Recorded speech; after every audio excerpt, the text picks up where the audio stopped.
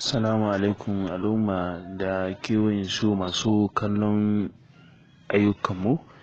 Muna sanar da ku masu tsarin wayannan kaya da masu kuma duban style a kyauta ne muke faɗakarwa da kuma sauransu. Duk mai neman mu zai iya tuntuɓar mu a wannan lambar waya 08145424593. Mun gode da kallon wannan tasha tamu mai albarka. Kar ka manta ka danna mana subscribe sannan ka danna wani alamar ƙararrawa da zarar mun ɗora sababbin sababbin ayyukanmu za ka gane su.